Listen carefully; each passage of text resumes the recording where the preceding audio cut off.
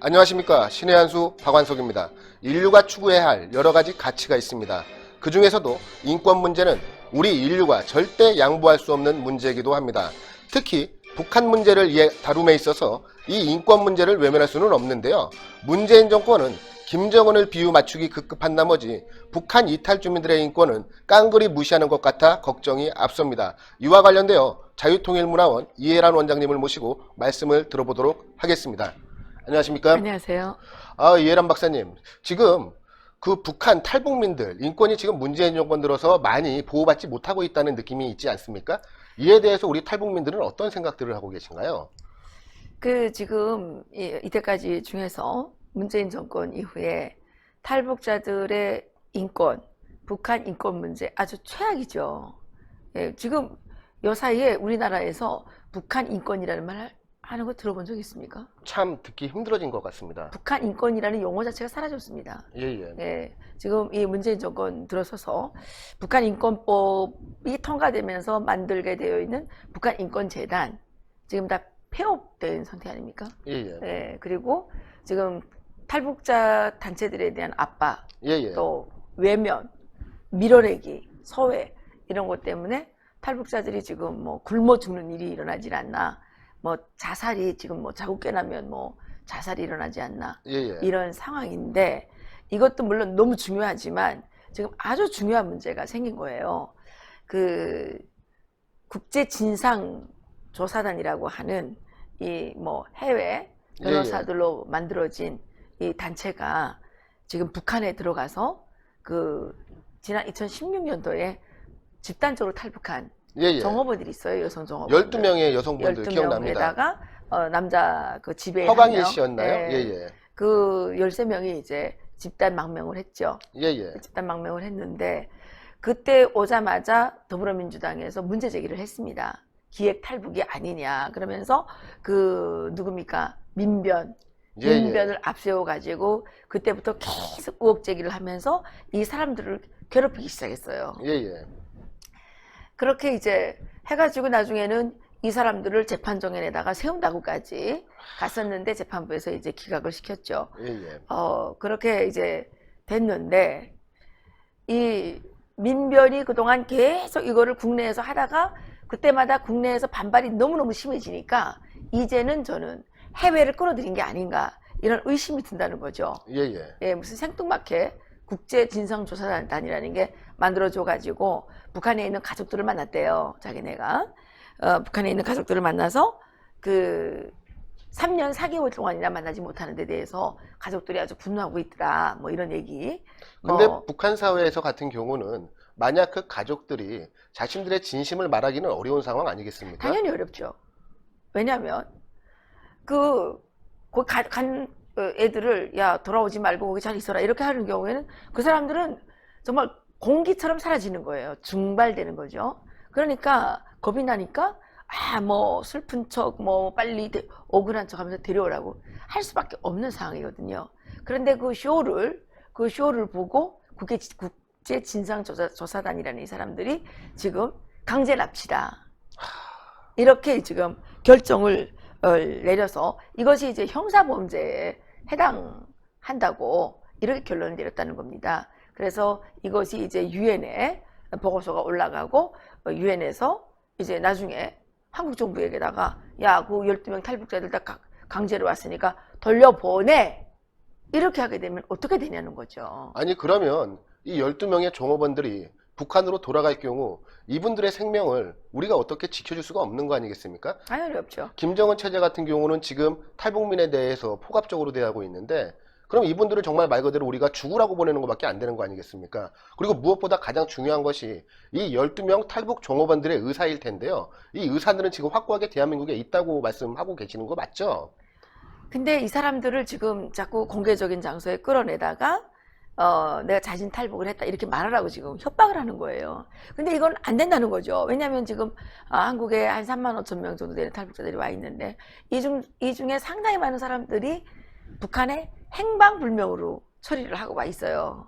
왜냐하면 탈북을 했다는 게 들통나게 되면 거기 있는 가족들이 너무나도 핍박을 받고 그렇죠. 고통을 겪기 때문에 그렇게 있단 말입니다. 그래서 얼굴 없는 사람으로 지금 다 살아가고 있단 말이에요.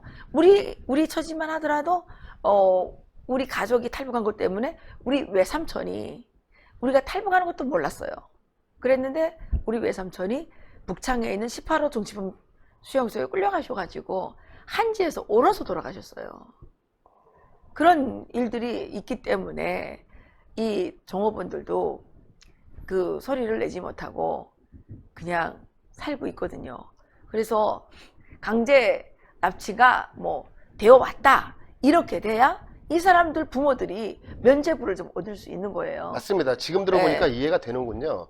만약 그렇다면 지금 북한에 있는 가족분들 같은 경우는 지금 12명의 신원이 밝혀지게 될 경우에는 정말 생사를 어떻게 우리가 장담할 수가 없는 상황이 된다는 것이고, 실질적으로 그 가족들을 인질 삼아서 지금 협박하고 있는 것과 다를 바가 없는 상황이 연출될까 봐 그게 무척이나 두렵습니다. 지금 그 가족들을 인질 삼아서 협박하고 있는 거예요. 지금 이 국제진상조사단이 가서 만난 사람이 탈북에 실패한 7명을 조사했거든요. 그때 5명은 중가운데 마음이 변해서 안 오겠다 그래서 거기 남았고, 그 2명은 교통사고를 당한 거예요. 교통사고를 당해서 이제 그 여기서 국정원에서 조치를 취해줬는데, 여기 그 호강일 씨가 예, 그 예. 부탁을 해가지고 그 한 명이 호강일 씨 전 부인이에요. 예, 그래서 그 조치를 취해줬는데 이미 북한의 이 고문망 안에 들어갔고, 그 다음에 자기들이 빠져나올 수가 없기 때문에 자기들은 그 탈북하지 않겠다 이렇게 해서 북한으로 돌아갔거든요. 그러면 이 사람들 보고 물어보게 되면 그 강제 탈북했다, 강제 납치됐다 그래야지 그게 어떻게 되는 거예요. 맞습니다. 그리고 이 강제 납치라는 거는 김정은의 지시입니다.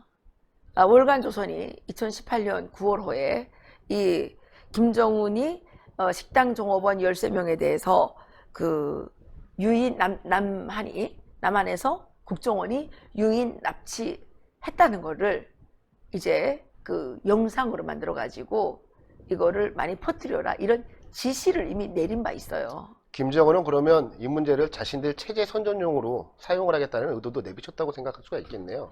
체제 선전용보다는 체제 선전용인 것도 있겠지만 그 북한 주민들에게는 일절 얘기를 하지 않습니다. 해외에만 이제 이렇게 해서 그 김정은의 치솟는 분노를 달래는데 사용하고, 지금 남한 정부를 공격하는데 사용하는 거죠. 그래서 그 영상을 이제 만드는, 영상을 제작하는 매뉴얼을 만들어서 이제 배포를 했고, 남한 사람들이 북한 식당에 들어가게 되면 어떤 그 체증할 수 있는 그 장비가 있는 곳으로 이게 유인, CCTV가 달려 있는 곳을 유인해서. 예, 유인을 해서 그래서 이제 또 말로 또 유인을 하는 거예요. 그렇게 해서 그거를 이제 몰래 찍어놨다가 이걸 가지고 영상을 지금 만들었다는 겁니다. 이렇게 치밀하게 하고 있는 김정일이 있는 북한에 가서 북한의 가족들을 만나가지고 또 탈북에 실패한 그 7명을 만나가지고 무슨 조사를 했다 그래도 그게 올바른 조사겠느냐 하는 게 우리들의 입장이거든요. 그러니까 지극히 당연한 상식적인 답변이셨고요. 그렇다면 우리 대한민국의 국가인권위원회가 있지 않겠습니까? 국가인권위원회는 어떤 입장을 내놓고 있나요? 국가인권위는 아직 입장을 내놓지 않고 있어요. 그 조사를 이제 그때 탈북자들을 다 개별적으로 조사를 해달라고 이제 뭐 제안을 해서 이제 했는데 그 사람들이 안 돌아가겠다 그랬겠죠. 예, 그렇죠. 그러니까 발표를 안 하는 거예요. 발표를 안 하고 있는데 이제 그게 잘 안 되니까 김정은이가 이제 그런 영상도 제작하라고 그러고, 또 한쪽으로는 정찰 천국이 이제 중국에 나와 있지 않습니까? 예, 예. 이 사람들한테 보복하라고, 적들을 보복하라고 지시를 내린 바 있어요. 그리고 남한에 있는 이제 종북들을 활용을 해서 활용을 했겠죠. 충분히 네. 했을 것이라고 생각합니다. 뭐라 그랬냐면 그때 탈북 여성들이 북한으로 돌아가겠다고 무슨 단식 투쟁을 한다. 단식 투쟁 한 적 없대요. 우리가 알아보니까. 허위 그리고 사실을... 한 명은 그렇죠. 한 명은 그 단식을 하다가 죽었다, 사망했다, 이런 유언비어를 가짜 유포하고. 뉴스를 그때 퍼뜨렸잖아요. 그때 예, 예. 민변이랑 나와서 한창 떠들었어요. 예, 예. 예. 그렇게 이제 그 민변이 아주 여러 가지 만행을 저질렀는데요. 제가 그 허광일 씨랑 아주 잘 가깝게 지내는 그 분으로부터 이제 제보를 받았는데, 허광일 씨가 지금 미국에 망명해 있습니다. 망명을 하셨습니까? 망명했습니다. 그 올해 망명 그게 받아들여져 가지고 지금 미국에 있거든요. 그런데 허광일 씨가 그때 JTBC에 나와서 그 뭐 자기가 그 가짜 증언을 한 거죠.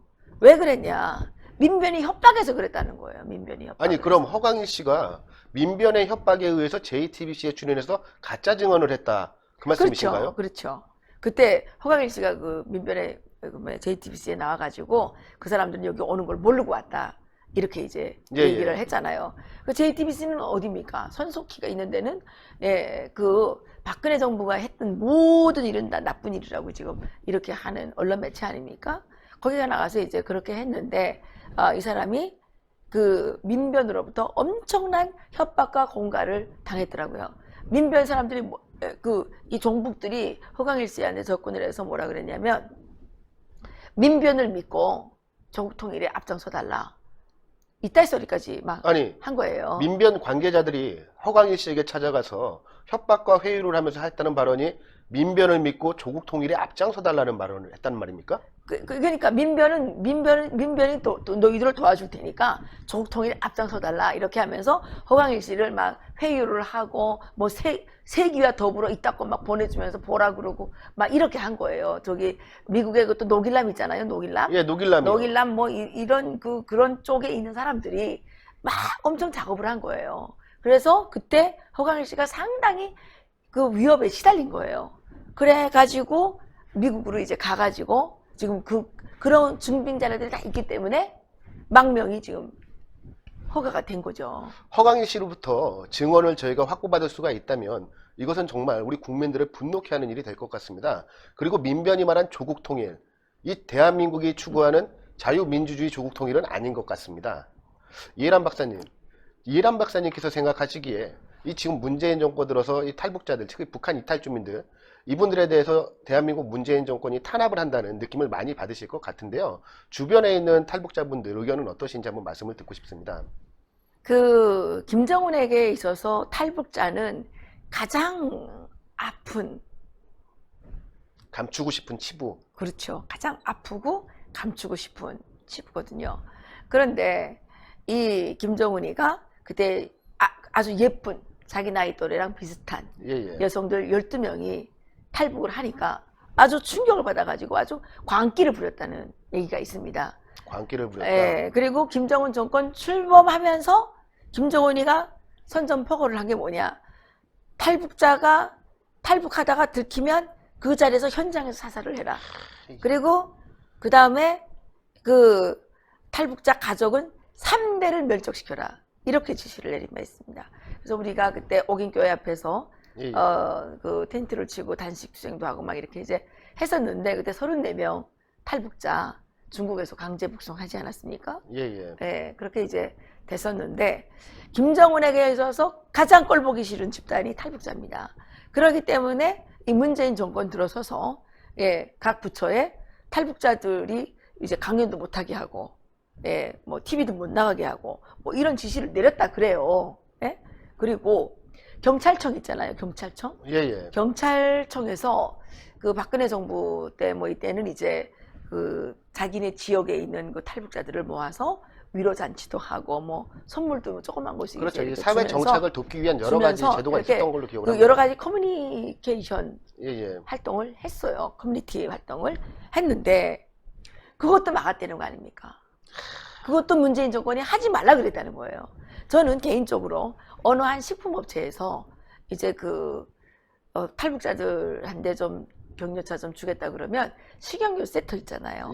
이거를 좀 그 협찬을 해줘서 제가 탈북하신 어르신들 또 아직 직장을 못 구하고 있는 사람들한테 그것도 큰 거거든요. 뭐 그래봐야 뭐 식용유에다가 간장 세트예요, 그냥. 근데 그것도 돈이잖아요. 그러니까 그런 거라도 이제 하나씩 주면서 야 그래도 우리가 야 힘들어도 어떻게 하나 버티고 견디자. 그리고 또 그 자리에서 이제 서로 이렇게 그 정보를 교환하다 보면 한성옥 씨처럼 굶어 죽지는 않는단 말이에요. 그렇죠. 근데 문재인 정권이 뭐 압력을 넣는지 다 공문을 보내라고 해서 보냈는데 행사 날짜까지 그게 못 오는 거예요. 이건 분명 문재인 정권이 뭐라고 해서 못 줬을 거예요. 저는 식품회사에 대한 원망이 없습니다. 이 정권이 그런 걸 도와주면 기업들을 압박하니까 기업이 어떻게 줘요? 합리적인 의혹이 발생할 수밖에 없는 그런 그렇죠. 상황이에요. 그러니까 이게 한성옥 씨가 지금 이번에 사망한 게 통신비가 없어서 전화가 끊어졌거든요. 전화가 끊어지니까 만날 수 있는 데가 없는 거예요. 그런데 그 전화가 끊어지기 전에 사람들 만나서 이제 그래도 그렇게 식용유라도 타러 가면서 이렇게 만나게 되면 야, 너 그렇게 뭐가 어려워? 그래? 그러면 우리가 십시일반으로 모아서라도 뭘 도와줬으면 굶어 죽진 않았을 거 아니에요. 맞습니다. 그런데 지금 이 한성옥 씨 모자 여기에 통일부 장관이 콧배기도 안 내밀어요. 콧배기도 안 내밀어요. 통일부 장관이 책임져야 되는 일 아닙니까? 책임져야 마땅한 아니, 일입니다. 그때 그 세월호 사건 났을 때 서병숙 교육부 장관 예, 예. 거기 그 진도에 내려가서 라면 하나 먹었다고 그렇게 난리를 치지 않았습니까? 맞습니다. 근데 이걸 콧배기도 왜 안 내미나 말이에요. 거기다가 이탈 주민 지원한다고 350억씩이나 예? 포다 쓰면서 그 굶어 죽었는데 그럼 통일부 장관이 와서 사과해야 되는 거 아니에요? 특히 이번 사건 같은 경우는 굶주림과 자유를 찾아 탈북을 해 대한민국에 정착을 한 북한 이탈 주민들 사건 아닙니까? 그런데 이분들이 대한민국에서 이 아사를 했다는 정말 충격적인 사건인데 이에 대해서 저희 탈북민들도 많은 분노를 느낄 것으로 알고 있습니다. 엄청 분노하죠. 그래서 지금 뭐 거기 그 강화문 분향소에 지금 그 추모 분향소가 차려져 있는데 강화문 4번 출구 옆에.